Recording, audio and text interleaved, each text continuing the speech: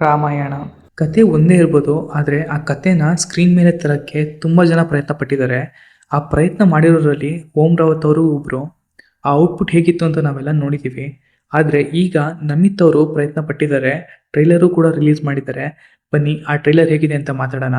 ಅದಕ್ಕೂ ಮುಂಚೆ ನಮ್ಮ ಚಾನಲ್ನ ಸಬ್ಸ್ಕ್ರೈಬ್ ಮಾಡ್ಕೊಂಡು ನೋಡಿ, ನಮಗೂ ವಿಡಿಯೋ ಮಾಡೋಕ್ಕೆ ಒಂದು ಮೋಟಿವೇಶನ್ ಸಿಗುತ್ತೆ. ಟ್ರೈಲರ್ ಕನ್ನಡದಲ್ಲೂ ರಿಲೀಸ್ ಆಗಿದೆ ಆ್ಯಂಡ್ ಆ ಟ್ರೈಲರಲ್ಲಿ ಕನ್ನಡದ ನಟ ಯಶ್ ಅವರು ಕೂಡ ಇದ್ದಾರೆ. ಅದ್ರ ಬಗ್ಗೆನೂ ಮಾತಾಡೋಣ.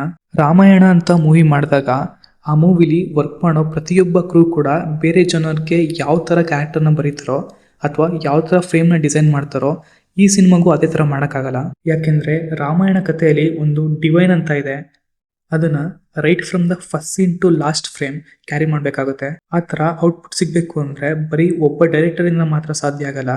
ವರ್ಕ್ ಮಾಡೋ ಎಲ್ಲ ಡಿಪಾರ್ಟ್ಮೆಂಟಿಂದನೂ ಅದೇ ಥರ ಔಟ್ಪುಟ್ ಸಿಗಬೇಕು. ಆ್ಯಂಡ್ ನಾನು ಏನು ಹೇಳ್ತಾ ಇದ್ದೀನಿ ಅಂದರೆ, ರಾಮಾಯಣ ಮೂವಿಲಿ ಆ ಥರ ಸಪೋರ್ಟ್ ಸಿಕ್ಕಿದೆ. ಟ್ರೈಲರ್ ಕನ್ನಡದಲ್ಲೂ ರಿಲೀಸ್ ಆಗಿದೆ ಆ್ಯಂಡ್ ಆ ಟ್ರೈಲರಲ್ಲಿ ಕನ್ನಡದ ನಟ ಯಶ್ ಅವರು ಇದ್ದಾರೆ. ಸೊ ಫಸ್ಟು ಅವ್ರ ಬಗ್ಗೆನೇ ಮಾತಾಡೋಣ. ಇಡೀ ಟ್ರೈಲರಲ್ಲಿ one of the goosebumps shot ಅಂದರೆ ಅದು ಸ್ಕ್ರೀನಲ್ಲಿ ಕಾಣ್ತಾ ಇರೋ ಶಾಟು. ಟ್ರೈಲರ್ ಒಂದೇ ಸತಿ ಫಾಸ್ಟಾಗಿ ಮೂವ್ ಆಗಬೇಕಾದ್ರೆ ಸಡನ್ನಾಗಿ ಆ ಶಾಟ್ ಬರುತ್ತೆ, ವಿಚ್ ವಾಸ್ ಮೈಂಡ್ ಬ್ಲೋಯಿಂಗ್ ಅಂತ ಹೇಳಕ್ಕೆ ಇಷ್ಟಪಡ್ತೀನಿ. ಟ್ರೈಲರಲ್ಲಿ ರಾಮ ಕ್ಯಾರೆಕ್ಟರ್ಗೆ ಎಷ್ಟು ಸ್ಕ್ರೀನ್ ಸ್ಪೇಸ್ ಸಿಗಬೇಕೋ ಅಷ್ಟೇ ಸ್ಕ್ರೀನ್ ಸ್ಪೇಸು ರಾವಣ ಕ್ಯಾರೆಕ್ಟರ್ಗೂ ಸಿಕ್ಕಿದೆ. ಯಶ್ ಅವರು ಯಾವ ಫ್ರೇಮ್ಸಲ್ಲಿ ಇದ್ದಾರೋ ಆ ಎಲ್ಲ ಫ್ರೇಮ್ಸಲ್ಲೂ ಕೂಡ ಅವ್ರ ಬೆಸ್ಟ್ನ ಕೊಟ್ಟಿದ್ದಾರೆ. ಎಸ್ಪೆಷಲಿ ರಾವಣ ಹಾಗೂ ಜಟಾಯು ಪಕ್ಷಿ ನಡುವೆ ನಡೆಯೋ ಯುದ್ಧ, ಈ ಫ್ರೇಮ್ನ ಅಬ್ಸರ್ವ್ ಮಾಡಿ. ಪ್ರತಿ ಸೈನ್ಯದಲ್ಲೂ ಒಬ್ಬರು ರಾಜ, ಹಾಗೆ ಅವ್ರಿಗೆ ಸೈನ್ಯ ಇರುತ್ತೆ. ಆದರೆ ಜಟಾಯು ಪಕ್ಷಿಗೆ ಸೈನ್ಯನ ನೋಡಿ, ಅದೇ ಹೇಳ್ತಾರಲ್ಲ, ಪ್ರತಿ ಸೀನ್ಗೂ ಒಂದೊಂದು ಫ್ರೇಮ್ ಸಿಗಬೇಕು ಅಂತ. ಆ್ಯಂಡ್ ಈ ಸೀನಲ್ಲಿ ಅದಾಗಿದೆ. ಆ್ಯಂಡ್ ಆ ಥರ ಫ್ರೇಮ್ಸ್ ಬರೋಕ್ಕೆ ಕಾರಣ ನಮಿತ್ ಅವರು ಹಾಗೆ VFX ಟೀಮ್ ಅವರು.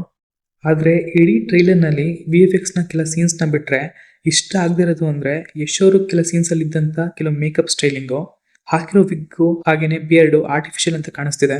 ರಾಮಾಯಣ ಕಥೆಯಲ್ಲಿ ಮೇಜರ್ ಆಗಿ ಕವರ್ ಆಗಬೇಕಾಗಿದ್ದಂಥ ಎಲ್ಲ ಸೀನ್ಸು ಕವರ್ ಆಗಿದೆ. ಲೈಕ್ ರಾಮ ವನವಾಸಕ್ಕೆ ಹೋಗಿದ್ದ ಸೀನು, ರಾವಣ ಶಿವನ ಭಕ್ತ ಅಂತ ತೋರಿಸಿದ್ದು, ಜಟಾಯು ಪಕ್ಷಿ ಹಾಗೂ ರಾವಣ ನಡುವೆ ಯುದ್ಧ, ಸೀತಾ ಅಪಹರಣ ನಡೆಯೋ ಸೀನು, ಅದು ಕೂಡ ಪುಷ್ಪಕ ವಿಮಾನದಲ್ಲಿ ತೋರಿಸಿದ್ದು. ಇವೆಲ್ಲ ಇಷ್ಟ ಆಯಿತು. ಒಂದು ವಿಷಯದ ಬಗ್ಗೆ ಮಾತಾಡಲೇಬೇಕು ಅಂತ ಅನಿಸಿದ್ದು ಅದು ಪುಷ್ಪಕ ವಿಮಾನ ಡಿಸೈನ್ ಮಾಡಿರೋ ರೀತಿ. ಇಲ್ಲಿವರೆಗೂ ನೋಡಿರೋ ಪುಷ್ಪಕ ವಿಮಾನಕ್ಕಿಂತ ಈ ಮೂವಿಲಿ ಇರೋ ಪುಷ್ಪಕ ವಿಮಾನ ತುಂಬ ಚೆನ್ನಾಗಿ ಕಾಣ್ತಾ ಇದೆ. ಅದನ್ನ ಡಿಸೈನ್ ಮಾಡಿರೋ ರೀತಿ ನೋಡಿ, ಪುಷ್ಪ ಅನ್ನೋ ಒಂದು ವರ್ಡ್ಗೆ ಒಳ್ಳೆ ವ್ಯಾಲ್ಯೂ ಆಡ್ ಮಾಡಿದ್ದಾರೆ. ಇದಕ್ಕೆ ನನ್ನ ಕಡೆಯಿಂದ ಒಳ್ಳೆ ಅಪ್ರಿಸಿಯೇಷನ್ನೇ ಸಿಗಬೇಕು. ಇನ್ನು ರಾಮ ಹಾಗೆ ಸೀತಾ ಬಗ್ಗೆ ಮಾತಾಡಬೇಕು ಅಂದರೆ ನಮಿತ್ ಅವರು ಒಳ್ಳೆ ಕ್ಯಾಸ್ಟಿಂಗೇ ಮಾಡಿದ್ದಾರೆ. ಆದರೆ ರಾಮ ಇದ್ಮೇಲೆ ಹನುಮಾನ್ ಕ್ಯಾರೆಕ್ಟರ್ ಇರಲೇಬೇಕಿತ್ತು, ಆದರೆ ಟ್ರೈಲರ್ನಲ್ಲಿ ಒಂದು ಸೀನಲ್ಲೂ ಕವರ್ ಆಗಿಲ್ಲ. ಇನ್ನು ಮ್ಯೂಸಿಕ್ ವಿಚಾರ ಬಗ್ಗೆ ಮಾತಾಡೋದಾದ್ರೆ, ನಾನು ಆಗಲೇ ಹೇಳಿದಾಗೆ ರಾಮಾಯಣ ಅನ್ನೋ ಕಥೆಯಲ್ಲಿ ಒಂದು ಡಿವೈನ್ ಇದೆ ಅಂತ. ಇದರ ಮ್ಯೂಸಿಕ್ ಆ ಎಸೆನ್ಸ್ನ ಇನ್ನೂ ಜಾಸ್ತಿನೇ ಮಾಡಿದೆ. ಯಾಕಂದರೆ ನಾವಿಲ್ಲಿ ಏನು ಮೈಥಾಲಜಿಕಲ್ ಸಿನಿಮಾ ಮಾಡ್ತಿದ್ದೀವಿ ಅಂತ ಜಾಸ್ತಿ ಡ್ರಮ್ಸ್ನ ಯೂಸ್ ಮಾಡಿ ಕೋರೋ ಸಿಂಗರ್ಸಿಂದ ಹೈ ಪಿಚ್ನ ಆಡಿಸಿ ಏನೋ ಮಾಡ್ಬೋದಿತ್ತು. ಆದರೆ ಇಲ್ಲಿ ಹ್ಯಾನ್ಸ್ ಜಿಮ್ಮರ್ ಮತ್ತು AR ರೆಹಮಾನ್ ಅವರ ಮ್ಯೂಸಿಕ್ ಕಂಪೋಸಿಷನ್ ಇಂದ ಒಳ್ಳೆ ಡಿವೈನ್ ಮ್ಯೂಸಿಕ್ಗೆ ಕೊಟ್ಟಿದ್ದಾರೆ. ಇನ್ನು VFX ಬಗ್ಗೆ ಮಾತಾಡೋದಾದ್ರೆ, ಪ್ರೊಡ್ಯೂಸರೇ ಹೇಳ್ದಾಗೆ 4,000 ಕೋಟಿ ಸಿನಿಮಾ ಅಂತ ಹೇಳ್ತಾ ಇದ್ದಾರೆ. ಮೆಜಾರಿಟಿ ಆಫ್ ದ ಸೀನ್ಸು ತುಂಬಾನೇ ಚೆನ್ನಾಗಿದೆ. ಇನ್ಫ್ಯಾಕ್ಟ್ ರಾಮ ಗ್ಲಿಮ್ಸ್ ಬಿಟ್ಟವು ಕೂಡ ಕೆಲ ಸೀನ್ಸ್ಗೆ ಫೈನ್ ಟ್ಯೂನಿಂಗ್ ಅವಶ್ಯಕತೆ ಬೇಕಿತ್ತು. ಟ್ರೈಲರ್ನಲ್ಲಿ ಅದನ್ನೆಲ್ಲ ಅಪ್ಡೇಟ್ ಮಾಡಿದ್ದಾರೆ. ಆದರೆ ಸ್ಕ್ರೀನ್ಸಲ್ಲಿ ಕಾಣ್ತಿರೋ ಶಾರ್ಟ್ನ ನೋಡಿ, ಈವನ್ ಫೈರ್ಗೂ ಕೂಡ VFXನ ಯೂಸ್ ಮಾಡಿದ್ದಾರೆ, which was not required actually. Cinema release ಆಗೋದಕ್ಕೆ ಇನ್ನೂ ಟೈಮ್ ಇದೆ. ಅಷ್ಟರಲ್ಲಿ ಇವನ್ನೆಲ್ಲ ಅಪ್ಡೇಟ್ ಮಾಡಲಿ ಅಂತ ಹೇಳ್ತಾ ಈ ವಿಡಿಯೋನ ಮುಗಿಸೋಣ. ನನ್ನ ಈ ವಿಡಿಯೋ ನಿಮಗೆ ಇಷ್ಟ ಆಗಿದ್ರೆ ನನ್ನ ಚಾನಲ್ನ ಸಬ್ಸ್ಕ್ರೈಬ್ ಮಾಡಿಕೊಂಡು ಸಪೋರ್ಟ್ ಮಾಡಿ. Thank you guys, thanks for watching.